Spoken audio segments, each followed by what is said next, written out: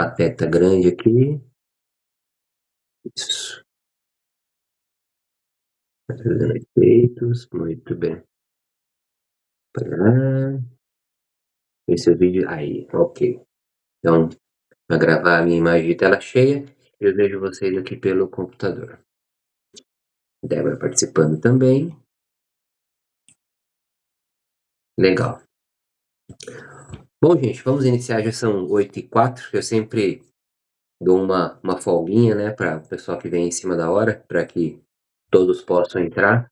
Aí o pessoal está entrando, mas aí eles já vão participando conosco.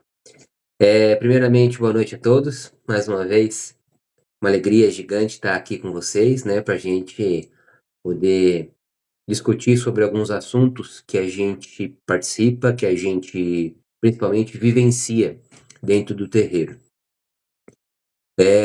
O assunto que nós vamos abordar hoje vai ser sobre IBG, né, sobre Cosme e Damião como sincretismo. Nós vamos falar sobre sincretismo, que é algo que é uma palavra que nós ouvimos muito na Umbanda, né, e eu não sei se todos têm a real ciência do que significa isso. Nós vamos falar também sobre alguns materiais que nós usamos dentro do terreiro. Eu achei bastante importante.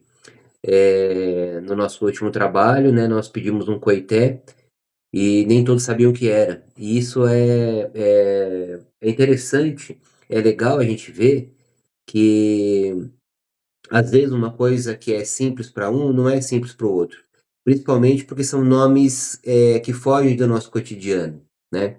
Para a gente que está vivenciando isso já há algum tempo, acaba tornando-se normal. Mas a pessoa que começa a participar de uma casa agora, ela não, ela ainda não assimilou o que significa, né? Ela até sabe o que é, mas não sabe pelo nome. Conhece, mas não sabe pelo nome, né? Então nós vamos falar sobre alguns materiais que a gente utiliza na Umbanda, nós vamos falar sobre os IBGs e vamos falar hoje sobre o sincretismo. Muito bem.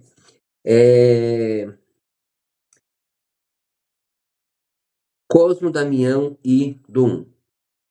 Esse é o tipo de assunto que nós vamos abordar assim de forma bastante rasa, porque Cosmo, Damião e Dom são entidades, são santos que são cultuados na religião católica, né? Tudo vai se ligar, por isso que eu vou falar sobre o sincretismo. Na Umbanda que nós praticamos, as entidades, né, o orixá que representa Cosmo, Damião e Dom é o orixá Ibeji. Ibeji, ele pode ser representado de forma física de duas formas. Um homem e uma mulher, que são gêmeos. Ele pode se apresentar como um corpo e duas cabeças, né? Uma cabeça de homem e uma cabeça de mulher. E por que que isso acontece? O orixá Ibeji, ele pode ser classificado, é até um nome estranho, mas ele pode ser classificado como duas caras. Não com o significado que nós conhecemos de pessoas falsas ou qualquer outra coisa assim. O que seria um orixá de duas caras ou de duas faces? Quando há necessidade de fazer um carinho, ele tem essa capacidade. Mas quando tem a necessidade de brigar ou de lutar, ele também tem essa outra face para continuar a batalha. Então é por isso que nós representamos, por isso que ele é representado como duas cabeças ou como duas faces. Estamos falando de Ibeji, né? A tradução, o Yorubá, ele é uma língua bastante complicada, porque como eu falei para vocês, quando ele era traduzido ou quando ele era utilizado na África, né, principalmente na Nigéria, não havia escrituras, porque eles não sabiam escrever. Então o Yorubá, ele foi ensinado de pai para filho apenas através da fala, né. Então os pais ensinavam os filhos apenas com a fala. Não tinha um livro, não tinha algo que essas crianças pudessem aprender a ler para que aquela cultura fosse passada da mesma forma para pai, para filho, depois para os netos, para os bisnetos. Então é assim, todo mundo que vai ensinar alguma coisa, ela coloca um pouco de si naquilo que está ensinando.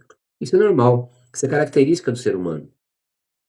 Então, assim, cada vez que essa cultura ia sendo passada de pai para filho, algumas alterações aconteciam de forma natural, de forma sem que houvesse alguma responsabilidade nisso, mas era assim, né. A história que eu escuto não é a mesma história que eu conto.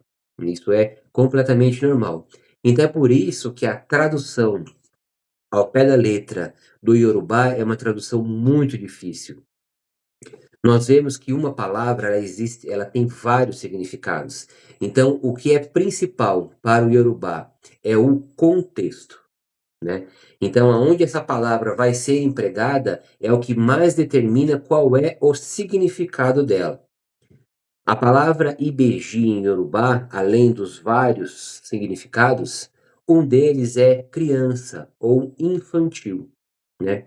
Então por esse motivo que ibeji é relacionado com as crianças, e também pelo motivo deles serem gêmeos. Agora nós vamos falar sobre o sincretismo, por isso que eu falei para vocês que tudo vai se ligar, tudo vai se vincular.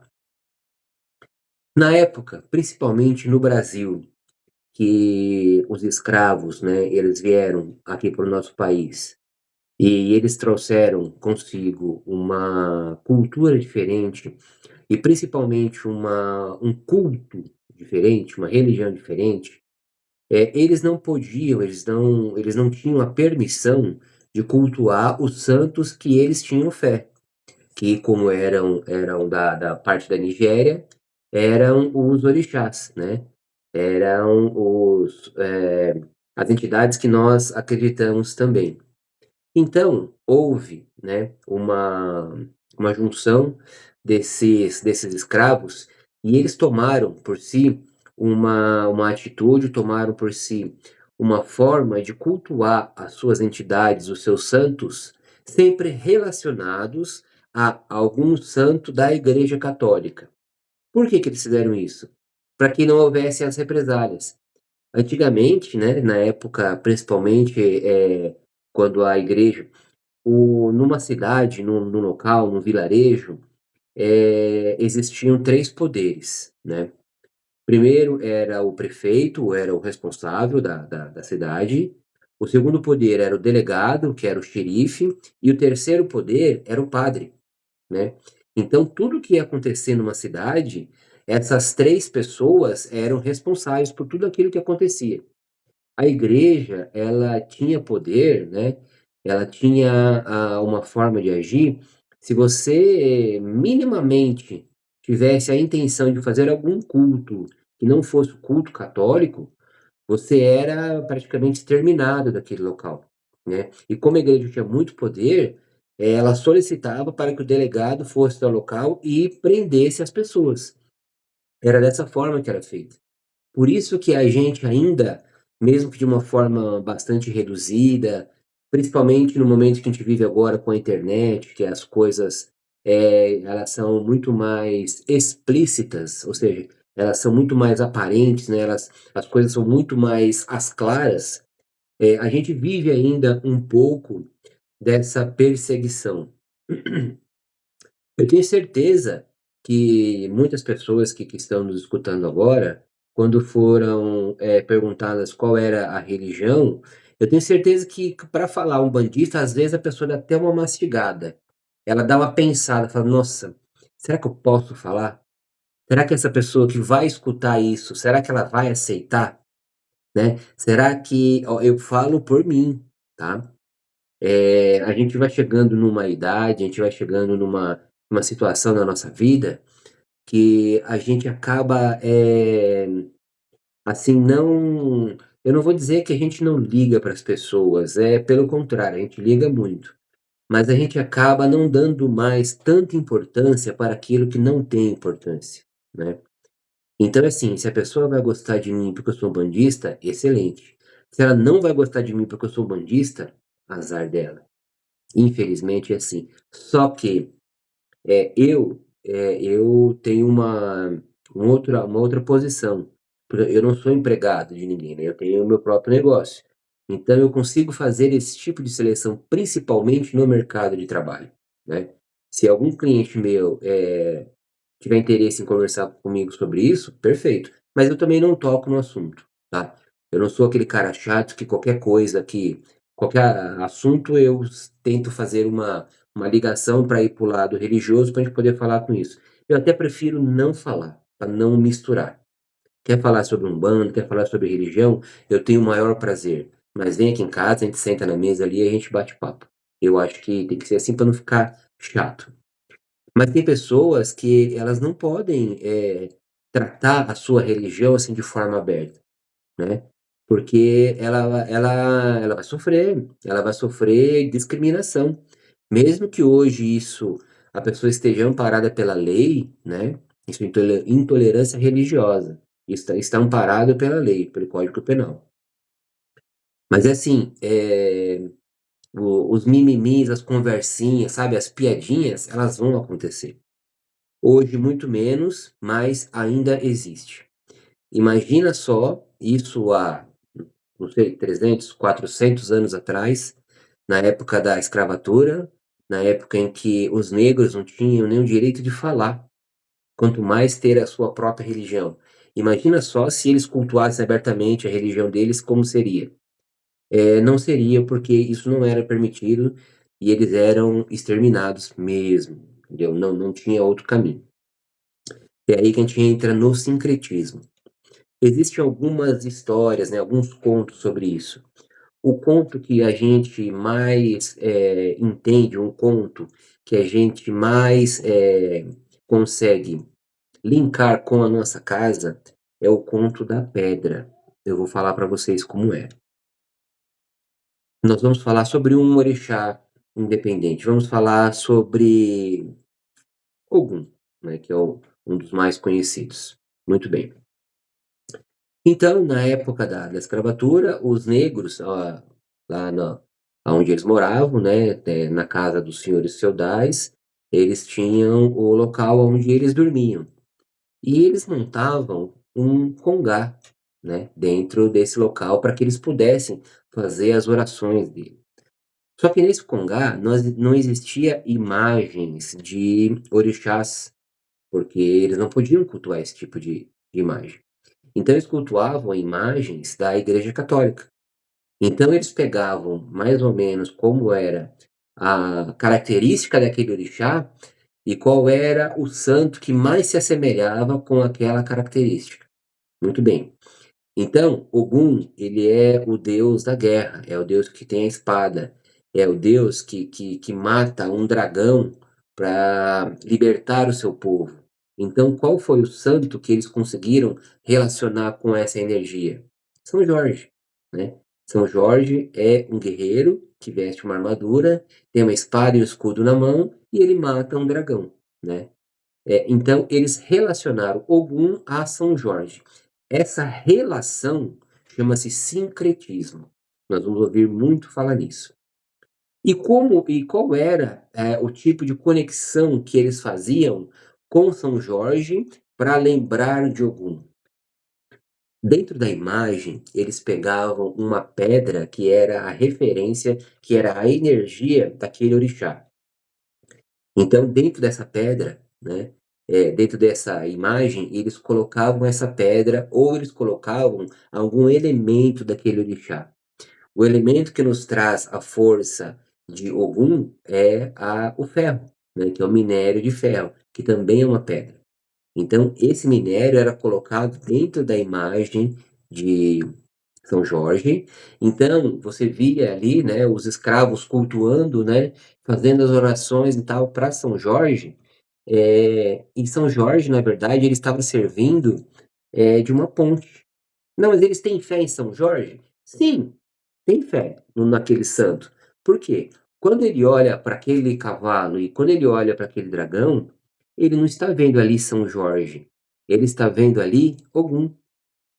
E para que serve tudo isso? É apenas um ponto de conexão. Por isso que algumas religiões, elas falam que nós somos adoradores de imagens, né. Não, vocês são adoradores de imagem, porque no Congá de vocês tem um monte de imagens. Se a gente for olhar assim de forma bastante fria, bastante calculista, ali existem apenas algumas formas feitas de gesso com uma pintura. Não passa disso. Se você pegar aquela imagem de Oxalá, o que seria aquilo? É uma imagem que foi feita numa forma de gesso ou de resina e foi feita uma pintura por cima. Nada mais do que isso. Mas assim, você não tem amor por aquilo? Depende. Pelo gesso? Não. Para mim, se for aquilo, se for um saco de gesso, é a mesma coisa. Porém, aquela imagem nos remete à energia de Oxalá. Então é assim, aquela imagem é a ponte, aquela imagem é o que nós precisamos para melhorar a nossa conexão com a entidade. É apenas isso, né. É apenas uma simples forma que foi feita aquilo? Sim, mas aquilo é a ponte, aquilo é a forma com que eu tenho para me conectar com a entidade. É por isso que o nosso Congá tem um monte de imagens, porque cada imagem daquela nos traz a conexão com uma força distinta. No nosso lado da esquerda, nós temos lá o Senhor Caveira, nós temos lá o Senhor Tranca-Rua das Almas, que também são imagens de gesso, que não têm o menor valor. Porém, nós que somos ubandistas, que cultuamos esse tipo de força, em qualquer lugar que você passa, você vê uma caveira sentada num trono com uma capa, você imediatamente vai olhar Laroye Senhor Exu. Ou seja, aquilo nos traz conexão. É isso que nós precisamos, apenas isso, né. É a mesma coisa que acontece na igreja católica, não tem os santos? É a mesma coisa, gente, que acontece, com é até estranho falar isso para algumas pessoas, mas, a gente está fazendo aqui uma análise, bastante fria, né, que eu falei para vocês. O que é uma Bíblia? Não é um livro aonde foram escritas um monte de coisa, que tem normalmente uma capa de couro e é feita de papel. Qual é o valor que aquilo tem? É um livro. Ó, eu tenho aqui um livro. Esse livro aqui me ajuda bastante, porque tem um monte de conexão, tem um monte de informações que eu preciso. É um livro também, né. Mas é assim, eu posso pegar a Bíblia, né, da igreja católica ou da igreja evangélica e falar que aquilo não serve para nada? Não, claro que não. Aquilo serve muito, porque além daquilo que está escrito, eu estou falando da parte física, do que foi de como é feito aquilo, do que é feito aquilo. Ali as pessoas colocam a sua fé. Então, nós temos total respeito pela Bíblia, total respeito, porque aquilo é uma forma que a pessoa tem de se conectar com aquilo que ela acredita, né. Ah, mas uma então uma pessoa fala que o seu santo é feito de gesso, não vale nada, e ela cultua um livro como se fosse um livro sagrado. Ué, cada um tem a sua ideia de como vai, agir com a fé dos outros. Aquilo que eu pratico, aquilo que eu respeito, aquilo que eu acredito, é que assim, como uma máxima diz, existem vários caminhos para a casa do Pai. Basta você o Leandro aí, ó o careca aparecendo. Existem vários caminhos para a casa do Pai. Basta você achar o caminho que melhor lhe agrada, porque todos vão sair no mesmo local. A igreja evangélica, a igreja católica, o budismo, o os xamânicos que têm bastante ligação conosco, o candomblé, não importa. O que importa é assim, você está ligado a Deus? Sim. Você está utilizando aquilo os seus ensinamentos para ajudar os outros e ajudar a si mesmo? Sim. Então esse caminho vai levar a Deus. É isso que eu vejo. Não importa se você acha que a vaca ela é sagrada, né. Existem algumas culturas que acham que a vaca é sagrada. Ah, mas o que que você acha disso? Eu acho que eles estão certos. Se alguém acreditar que essa caneta é sagrada e essa caneta vai trazer benefício para sua vida, meu, cultue essa caneta. É isso. Isso vai te fazer bem? Essa caneta vai te conectar a Deus? Vai. Vai porque eu sou evangélico e essa caneta aqui quem usou foi o pastor dos pastores para assinar um documento. Então toda vez que eu pego nessa caneta, eu lembro daquele pastor que assinou aquele documento que salvou minha vida. Ótimo! Cultue isso, coloque essa caneta num quadro. Porque toda vez que você olhar para essa caneta, você vai trazer aquele bom sentimento para dentro do seu coração. Ponto final. É assim que nós vemos os orixás. Então, o sincretismo é isso, gente. É a relação de um orixá com um santo católico, né. Se vocês quiserem, a gente vai fazer, eu vou até utilizar a Bia, mais uma vez, né, Bia? Nós vamos fazer uma eu até tinha no meu computador, no meu celular aqui, eu não sei se eu tenho ainda. Um sincretismo básico, né, do santo católico com o orixá, né, isso é interessante. Muito bem, então vocês conseguiram, assim, pelo menos de forma rasa, entender o que é sincretismo? Beleza? Sincretismo, que foi, né? Legal, deixa eu só olhar aqui a palavra.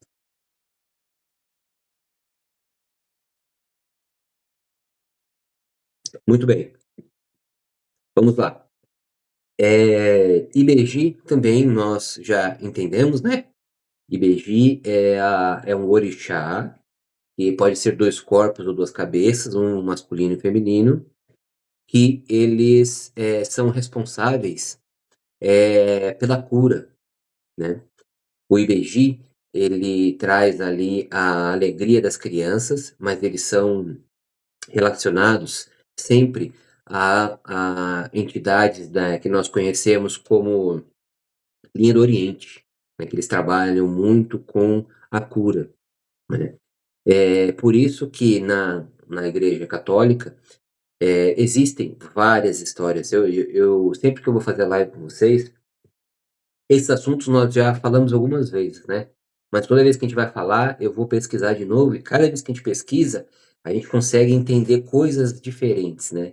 Então a gente precisa fazer, assim, um extrato, né, e ver aquilo que é aplicável pra gente e seguir. Eh, Cosme e Damião, né, a história que nós estudamos, eh, que eles tiveram também um terceiro irmão, seria Cosmo, Damião e Dom, né. Eles, nasceram, na Arábia, né, eles eram árabes, e Dom, ele ficou muito doente e faleceu com 7 anos, né. Isso trouxe uma revolta muito grande para Cosmo e Damião. Então, eles se dedicaram extremamente a estudar a medicina, né. Então, muito novos, eles já se formaram como médicos, e a principal função deles era ajudar os mais necessitados. Então, Cosme e Damião eram médicos, e eles faziam a medicina, eles praticavam a medicina de forma completamente gratuita, que era para ajudar a maior quantidade possível de pessoas necessitadas. Por isso que os IBGs, eles têm essa ligação com a linha de cura e principalmente com a caridade, né, que é assim, o que é caridade? É é aquilo que você pode dar de melhor. E o que pode ser melhor do que o sentimento de uma criança? O que pode ser mais puro do que o sentimento de uma criança? Eu acho que não existe sentimento maior do que esse, né. Mesmo que por pessoas tão pequenas, não pode haver algo mais puro do que o sentimento de uma criança. Se ela não gosta muito de você, ela vai falar. Se ela gosta também, ela vai falar.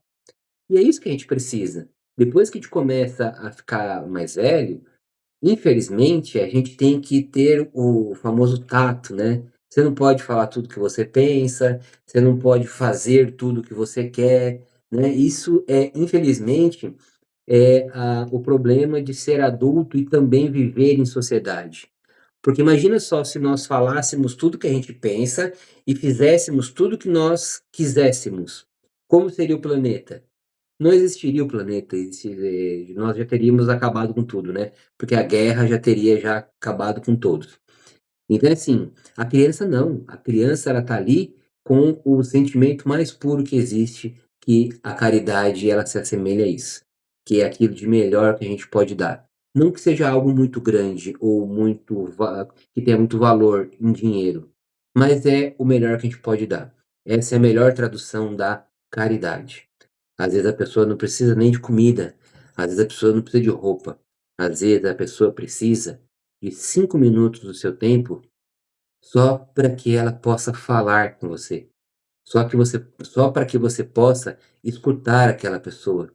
Isso faz completamente a diferença na vida das pessoas. Isso é uma caridade, né. Então, muito bem.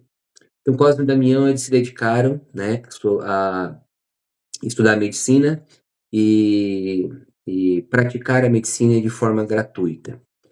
Só que assim, Cosme e Damião, eles não eram santos ainda, só que eles eram devotos a Jesus Cristo. E o que aconteceu? Nessa época, quem era responsável pelo país, principalmente em Roma, para onde eles foram, eram os reis de Roma. E Roma não acreditava em Jesus Cristo, né? Roma, eles acreditavam nos deuses gregos, né? Que eram aqueles que traziam o maior poder. Todos aqueles que eram religiosos, eles eram eliminados.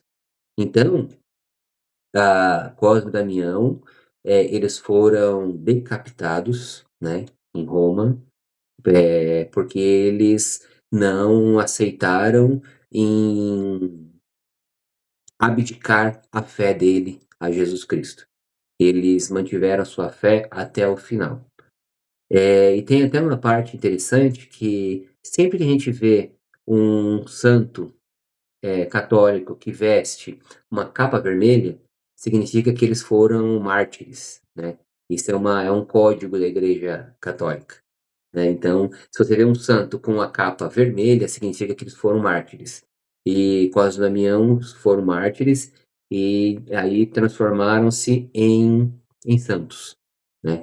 Eles, foram, considerados santos e praticaram muitos milagres. Eles são os patronos, dos médicos, dos farmacêuticos, tudo aquilo que é relacionado à medicina e à cura, Cosme e Damião, eles, são a referência. E uma informação interessante, vocês sabem, eu não sei se eu acho que na psicologia também usa esse símbolo, que é aquela uma cobrinha, é isso, Pri? Não? Tá, eu acho que é só na medicina, farmácia usa, é uma cobrinha, né, que vai e volta, assim. Eu fui até procurar o nome daquela cobrinha. Aquilo lá é um bastão. Ah, que beleza! Perfeito, então, deu certinho. É. Na verdade, nós vamos agora foi bom que vo foi até um gancho. O tridente foi um gancho, olha só. Bom, só pra gente finalizar, aquele bastão que tem aquela cobra, uma cobra de frente para o outro, é o símbolo da medicina.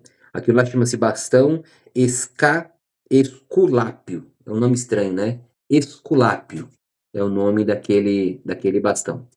Muito bem. Falando de tridente, né, a gente sempre tem que falar de Exu, não tem jeito, não tem jeito. Trazendo para a Umbanda, a o Exu, ele tem muita ligação com os Ibejis, porque os Ibejis também têm o poder de transitar nos 2 mundos, tanto na terra quanto no céu. Tanto é que tem até uma correlação com Caim e Abel, né? Caim era a terra, Abel era o céu, tem toda essa ligação. E os Exus, eles têm esse poder de transitar em todos os mundos, né? Seja o mais obscuro ou seja aqueles mais elevados. Por quê? Porque o Exu tem a capacidade, tem a função de ser o elo de ligação. Os Ibejis também. Os IBGs auxiliam os Exus nessa parte. Eles são os comunicadores, né? Eles são os responsáveis por levar as informações de um plano para o outro, tanto de baixo para cima quanto de cima para baixo, né. Toda essa comunicação é feita através dos Exus e dos IBGs. Então ambos têm esse poder de transitar entre os mundos. A Pri falou do tridente, eu me lembrei dessa passagem. Muito bem. Então, gente, Cosmo e Damião, eles são representados, né, no dia 27 de setembro, né. 27 de setembro foi o dia da morte deles, de Cosmo e Damião. Por isso que é essa data que é cultuada.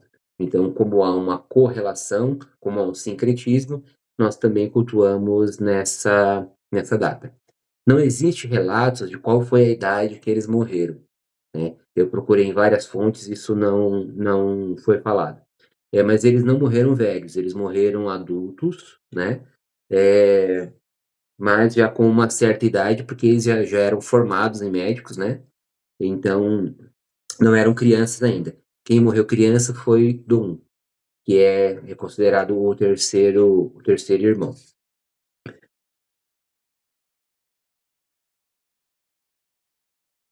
Não, Dom é menor, mãe, sempre menor. Cosme e Damião é grande e Dom é pequeno. Pode olhar. É, é por isso. Cosme e Damião são grandes, os gêmeos, né, e Dom é sempre o menorzinho. Exatamente por isso, porque ele faleceu criança. Pode olhar, é assim. É. Bom, muito bem.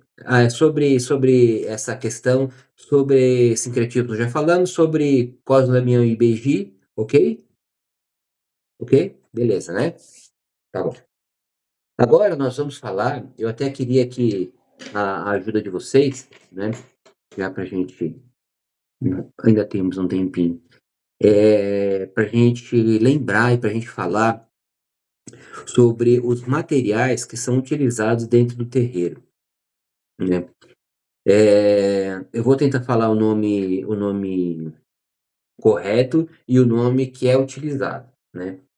Quem sabe o nome correto da pemba? Alguém sabe? Sabe, Bia? Você sabe. Débora? Tá com dúvida, né? Mãe, sabe? Não. A pemba, o nome correto é giz ovoide, olha só que nome estranho, ritualístico. Então, giz ovoide ritualístico. A gente traduz tudo isso para pemba, né. Por que que é um giz ovoide? Porque ele é um material de giz, é um cal, né. Ovoide, porque ele tem o formato de um ovo, né, ele é oval. Ritualístico, por quê? É utilizado em rituais. Muito bem. Então, a pemba, ela pode ter várias cores, né, ela tem uma relação de cor com o orixá. E para que serve a pemba? A pemba, ela pode servir para fazer a abertura de portais, ela pode ser utilizada para determinar, qual é a linha e qual é o nome da entidade que está em terra, né. E ela pode ser utilizada também como uma, defumação. Olha que interessante. Existem algumas entidades que fazem a moenda, né, eles moem a pemba e dão um banho de pó na pessoa. Então eles moem e assopram. Esse pó faz o mesmo efeito da defumação, é uma limpeza. Tem até uma música, que agora não vou recordar, tem uma música que fala sobre isso, né, que a pessoa está tomando um banho de pemba, de pó de pemba. É um ponto. Então são essas as funções da pemba. A entidade, né, quando vem em terra, né, ela tem algumas formas de se expressar. Primeiro, a mais evidente, ela fala, né, qual é o seu nome e qual é a linha que ela trabalha. E vinculado a isso, ela faz também o seu ponto de força. O que que significa o ponto de força que é desenhado com a pemba? Ali, depois da interpretação, vai estar dito, qual é o nome da entidade, qual é a linha que ela trabalha, qual é a falange que ela trabalha. Tudo isso no desenho. Olha só como é importante o desenho. E é por isso que sempre que uma entidade nova vem na casa, a gente pede para tirar foto, porque depois dessa imagem a gente vai tentar decifrar, né. Algumas coisas, já já fica mais ou menos padrão. Se ela desenha uma espada, a gente já entende que é da linha de Ogum. Se ela desenha uma flecha, a gente já entende que é na linha de Oxóssi. Mas nem sempre sabemos o nome completo exatamente, né, a Aniele colocou um ponto, eu vou falar sobre isso. Eh, Se ela desenha 3 ondas, a gente já entende que isso é da linha de Iemanjá, né. São coisas que já são, que nós já estamos habituados, coisas que a gente olha para o ponto e já entende, né. E também a cor da pemba que ela usa. A cor da pemba é mais ou menos do jeito que nós falamos no último encontro sobre a cor das velas. Se você tem ali uma vela verde e você vai se dedicar a Oxóssi, legal, pega a vela verde e faça a sua oração para Oxóssi. Puxa, mas eu só tenho vela branca. Tudo bem, pega a vela branca e acenda para Oxóssi. Se você conseguir, se conectar com aquela vela branca com as forças de Oxóssi, que é o seu pensamento, perfeito. Mas no terreiro nós não fazemos dessa forma, por quê? Nós temos lá, acho que 12 velas acesas direto. Imagine se as 12 velas fossem brancas. Como nós conseguiríamos fazer a distinção para qual vela é de cada orixá? Não ia ser possível, né? Porque todas as velas são brancas. Mas como as velas têm a sua cor, cada cor representa a entidade. É a mesma coisa Pemba, né? Pemba verde, vermelha, branca, amarela. Então, é assim, se não tiver outra, a entidade vai trabalhar com a que tiver. Pode ficar tranquilo. Não tem Pemba, ótimo. Ele vai riscar com a mão e vai ter o mesmo poder. Porque tudo aquilo que é feito é pra gente. A entidade, ela não precisa riscar o chão para abrir o portal. Ela, com a mão, ela faz essa abertura do portal e acabou. Só que nós, que somos grossos, que somos cascudos, não temos essa capacidade de enxergar o que ela está fazendo. Então é preciso ali riscar fisicamente o chão para que nós tenhamos fé naquilo que está acontecendo, né? Então a Pemba serve para isso. Falando sobre nome de entidade, as entidades, elas normalmente elas não falam o seu nome completo, porque o nome completo de uma entidade seria como para a gente aqui da Terra, que a gente falasse o nosso nome, o nosso RG, nosso CPF, o nosso endereço, nossa data de nascimento. Esse seria o nome completo, né. As entidades não fazem isso de forma completa, por quê? O que seria o nome completo da entidade? Ela falaria o seu nome de trabalho, qual é a linha que ela trabalha, qual é o orixá que ela trabalha e qual é o local que ela trabalha. Isso, né, vamos entender, a gente vive numa guerra eterna. Nós estamos do lado da luz, né, mas e aqueles que estão no lado da treva? Eles vão querer saber tudo sobre as entidades de luz para poder atacá-las. Então, essas informações completas não são dadas assim. Entendeu? Às vezes, né, quando um médium tem uma intimidade muito grande com a com o seu orixá, ele pode até ter o nome completo, mas é assim que são casos muito, muito, difíceis de acontecer. Mas, seria isso, né. Qual a diferença de riscar com a pemba, carvão e efum? Nenhuma, Bia, nenhuma, nenhuma. É exatamente o que nós falamos. Quando você vê um risco no chão de um carvão, você vai se ligar a quê? Você vai se ligar ao Exu, né. É exatamente para isso, entendeu? O efum, ele é uma argila, ele é um barro que isso, quando era natural, que hoje já é tudo industrializado, né. Esse efum era um barro que vinha de Angola, vinha de Nigéria, vinha lá da África, né. Se vocês verem, pra quem já teve a possibilidade de pegar o efum, ele é um giz gelado. Ele é estranho, parece que ele é oleoso, ele é muito diferente, muito diferente. Isso é uma coisa que eu queria que todo mundo tivesse, quando vocês estiverem no terreiro, façam isso. Pega uma pemba normal e pega um efum. é muito diferente, né. Quem utiliza normalmente o efum são os pretos velhos, né. A mãe Zefa usa muito, ela usa ela chama até de fum-fum, né. Então, ela lá, isso aí Bia, muito bem, olha lá como que é, ó. E ele é do mesmo formato, né. Ah, é isso aí, Nayara, muito bem. O formato é parecido, só que ele tem uns gominhos e ele é uma argila, ele não é um cal, é uma argila que vem da África. Mas, voltando a dizer, são coisas que nós precisamos. As entidades não precisam disso, tá? São conexões para que nós quebra fácil. Ele é molinho. Nayara colocou aqui, quebra fácil. Muito bem, são coisas que nós precisamos para nos conectarmos. Muito bem,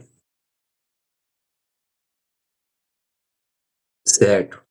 Todo mundo consegue ver as mensagens? Sim? Ah, ótimo, legal. É que eu fico lendo pensando que só eu tô vendo. Espertão, né? Que beleza. Muito bom. Legal. Vamos falar de mais um, já temos assim, nosso tempo já está dando. Vamos falar de mais um material. Coité, né, pensando na Pri. Eu acho que o coité agora, né, nós já sabemos o que é. Coité é um instrumento muito utilizado pelos Exus, né. Eles fazem ali as macumbinhas dentro, né, normalmente é colocado, pó de carvão, normalmente ele é colocado marafo, não é o meu gato, que todo mundo sabe o que é marafo. Marafo é aguardente, conhecido como pinga, e pode ser utilizado qualquer tipo, mas as entidades, volto a dizer, para que haja uma identificação, elas trabalham também com marafos diferentes, né. Se vier um Exu em terra pedir para Débora: "Eu quero a pitu", ela vai saber, se eu tiver incorporado, ela já vai saber qual é a entidade. Né, se pedir o marafo, ela já vai saber qual é, né. As delas que se pedir o uísque, ela já vai saber o que é. "Ah, mas e se não tiver uísque?" Se não tiver uísque, ela trabalha até com água, e vai fazer o mesmo trabalho. Tudo isso que acontece, gente, é para que nós consigamos ter, assim, a mínima condição de trabalhar com eles. Eles fazem de tudo para arredondar uma forma de nós, grosseiros, burros, né, conseguirmos entender o que eles querem. É isso, né. As entidades elas vão chegando no nível de evolução, que elas acabam aceitando algumas coisas, porque elas entendem a nossa limitação. Gente, nós somos extremamente limitados, sabe? A gente é desconfiado, mas de forma errada. A gente toda hora tem a nossa fé testada e a gente testa de forma errada. A gente testa não confiando naquilo que nós acreditamos que é confiável. Ou seja, a gente perde muita energia com coisas que não precisam, sabe. Então, assim, eles passam por cima de um monte de coisa que é para realmente tentar trabalhar conosco, né. Então o coité é utilizado normalmente pelos Exus para fazer as macumbinhas, né, e para fazer a manipulação de alguns materiais. Machucou a mão, Bia? Lasqueira. Muito bem, eu vi só uma haste ali de uma faixa. Mais um item, gente, por favor, aí da que a gente trabalha sempre na casa. Vai lá, Débora. Isso, muito bem, eu pensei nele. Quem sabe o que é toco? Levanta a mão. 5, 4, 3, 2, 1. Sabe, dona Magali? Fala aí. O que é toco? Um significado. Uma vela. Muito bem. Um toco é uma vela. Bia, o que é toco? Olha, fala outro. Também. Débora, mais um. Charuto. Tem mais um, Pri? Sabe o significado de toco? Mais um, Bia. Ah, você vê só? Aí que tá. Lembra que nós falamos do contexto? O contexto é extremamente importante, né? Se a entidade, normalmente um preto velho, está sentado, né? Ele já está com o seu cachimbo na mão, e você vê que não tem nenhuma vela acesa, ele te pede um toco, você fala, opa, não pode ser charuto porque já está com cachimbo, não pode ser banco porque está sentado. O que que faltou? A vela. Então, assim, é contexto, é a cabeça que tem que pensar. Exatamente. Pode ser a bengala, mas se ele está sentado, é pouco provável que seja uma bengala. Se ele estiver de pé querendo andar, tem muita chance de ser uma bengala e não ser uma vela, porque ele não vai usar uma vela para andar, entendeu? É contexto. Etnia fun. Tá, Daniele tá. Bia, pode falar, você levantou a mão?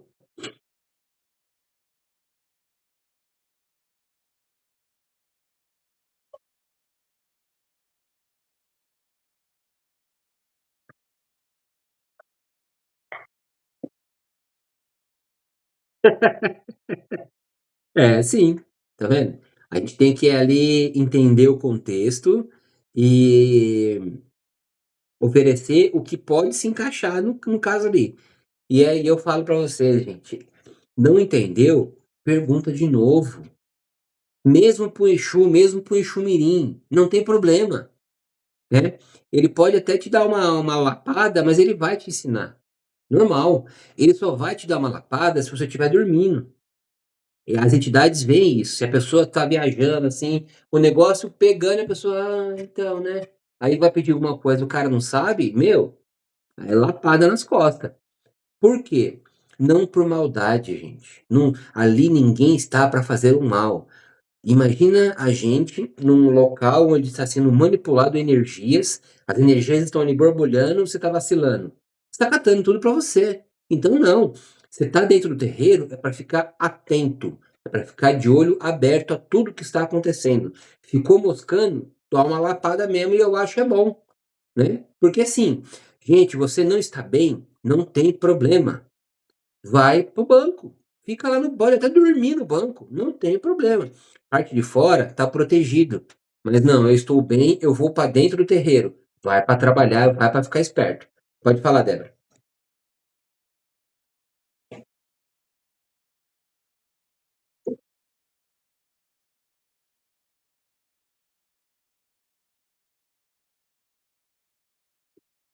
Perfeito.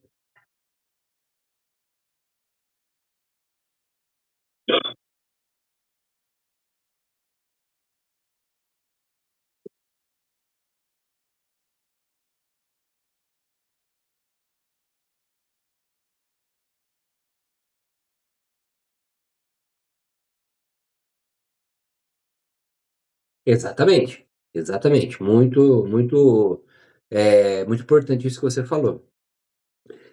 Ficar atento, né, a gente não pode, estar curioso.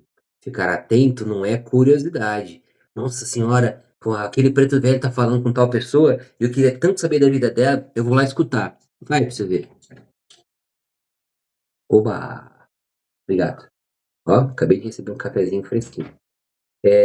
Então é assim, eh, não é pra você ficar cuidando da vida dos outros, é pra você ficar atento.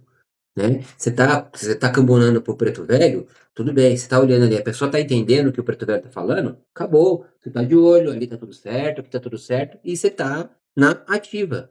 O teu preto velho olha pra você e você já: "Opa, pois não, o que que o senhor precisa?". É isso que a gente precisa, é isso que a gente quer, e é isso que a entidade quer também.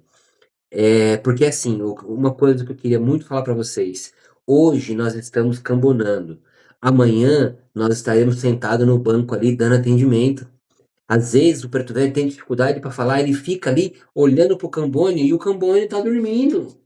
Tem que vir um Cambone do outro lado e falar: "Ô fulano, vamos acordar, ó, teu preto velho tá precisando de alguma coisa aí", né. Pois a gente, né, um assunto que a gente vai falar da próxima vez é sobre a forma com que nós, passamos os recados que nós recebemos, né. A forma com que as entidades vêm conosco e o jeito que a gente age, né, de acordo com o que as entidades querem. Eu vou deixar isso para próxima para o próximo trabalho, para a próxima conversa, porque é um assunto bastante longo e muito importante, né. Eh, Nós tivemos um trabalho que tinha se eu não me engano, era na linha de Oxóssi, e a entidade estava no chão, estava pedindo para o Cambone estava olhando para o teto, sabe. Infelizmente, seu Sete foi lá e deu uma dedada no braço da pessoa assim: "Menino, acorda". É. Poxa, não precisa disso, né, gente? Eu acho que nós já estamos já num nível de evolução que não precisa mais a entidade ter que falar esse tipo de coisa, né. Porque por isso que eu entrei nesse assunto, porque se eu falasse tudo que a entidade queria falar, ia ficar complicado, né. Principalmente os caboclos, né, principalmente os caboclos que começam a ter algum grau, assim, é até estranho, né, ele vira cacique, ele é muito incisivo. Por quê? Porque ele vem em terra para trabalhar. É tipo assim: "A minha hora é cara, então vamos fazer, não vamos ficar vacilando, né. Eu tenho muita coisa para fazer e vocês também, então vamos fazer, vamos aproveitar o máximo que a gente pode", né. Eh então, seria isso. Nós falamos então sobre o toco, que pode ser uma vela, pode ser um banco, pode ser um charuto, pode ser, tem um outro nome também, o cachimbo, né, pode ser o fumacê. Os pretos velhos falam muito isso. O nego queria o fumacê. Como que a gente vai saber o que é fumacê? Um cachimbo. O cachimbo não faz a fumaça? A fumaça é uma das dos elementos que os pretos velhos trabalham. Né, eles limpam a pessoa com a fumaça do cachimbo, então ele quer um fumacê. Olha que bonitinho que é, né. Preto Velho é realmente uma graça. Pois não, dona Regina?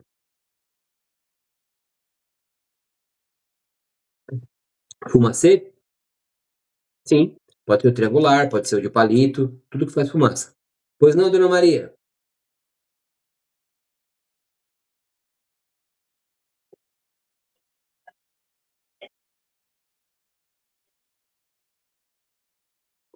Certo,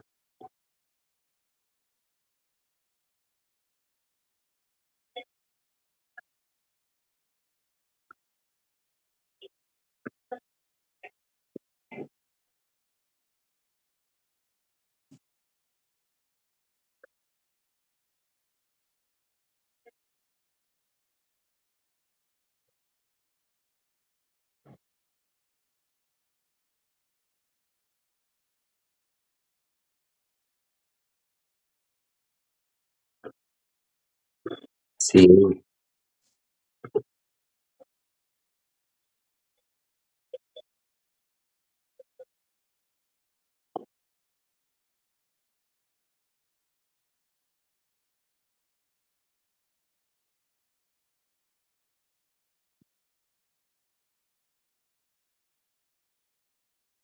exatamente.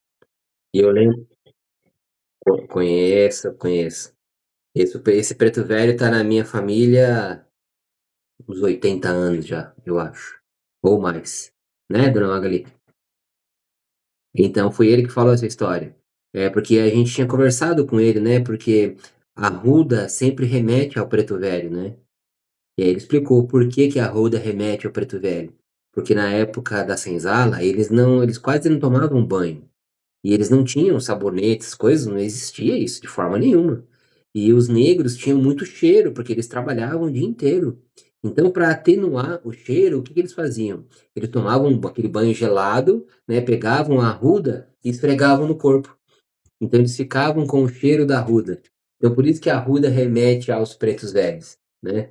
É uma história muito bonitinha, né, é muito triste, né. Isso aí a gente começa a pensar, como é que pode um espírito que sofreu tanto, hoje vem para nos ajudar? Olha o nível de evolução dessas entidades, né. Então, certamente muitos de nós, em outras vidas, a gente açoitou esses espíritos, né. Pode ser que nós tenhamos comprado ou vendido ou maltratado ou, né, hoje eles vêm com uma luva de pelica, bate na nossa cara e fala: "Tá vendo só? Ontem você me maltratou, mas hoje eu estou aqui para cuidar de você". Fala a verdade, né. Essa é a verdadeira esse é o verdadeiro significado do que é ser um preto velho.